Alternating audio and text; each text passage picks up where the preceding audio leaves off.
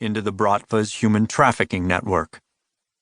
The senator's daughter could endure one more day of captivity to save this newly arrived crop. "Damn it," muttered Pierce. "I told you it was a bad idea to wait. If the place is empty, we're screwed." "It's not empty," said Decker.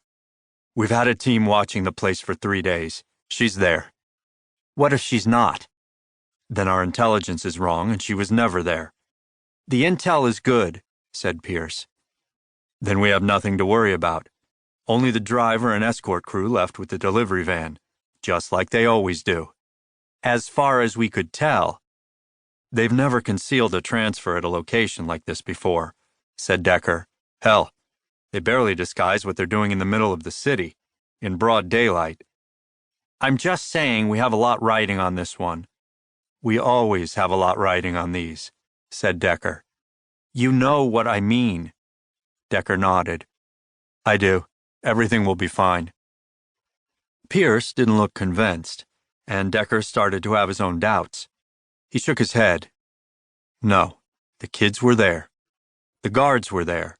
Senator Steele's daughter was there, and if she wasn't, the Bratva had moved her long before Decker received the information asserting her presence at the house. He'd been entirely frank with Senator Steele and Jacob Harcourt from the start. Too much time had elapsed since the girl's disappearance.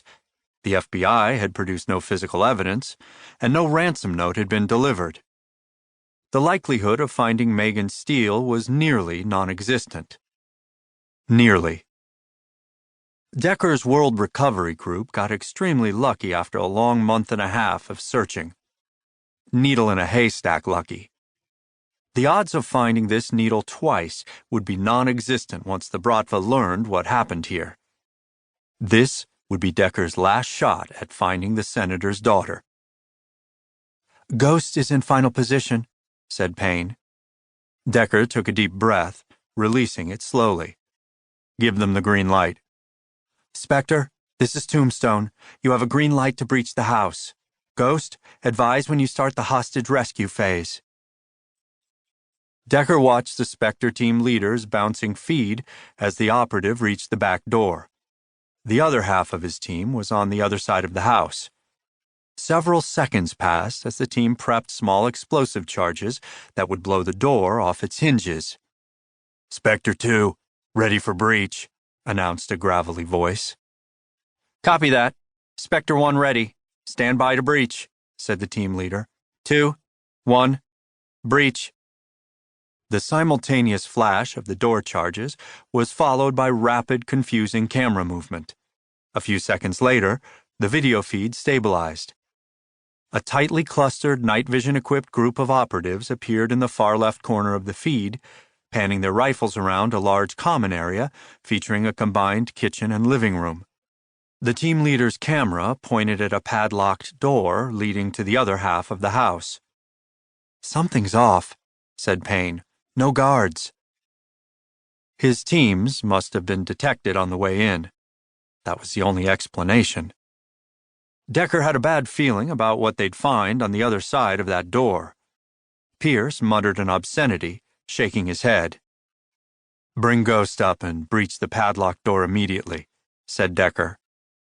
Payne relayed the orders, and the body armor-clad operatives swarmed forward to attach the explosive charges. Ghost teams stacked up along the wall next to the door, waiting for Spectre to finish their job. Pierce tapped his shoulder. "We have company," he said. "Front door has a tight convoy of Suburbans and town cars turning onto Florida from Santa Fe, heading in our direction." Front door was a 2-person surveillance team situated on the roof of a realty business across the street from the motel. They had a commanding view of Florida Street and the front entrance. Another team sat on the roof of a 2-story building behind the motel, ensuring nobody could sneak up on Decker's command center undetected. "Do you want me to delay the breach?" said Payne. "Hold on, Deb," said Decker, turning to Pierce.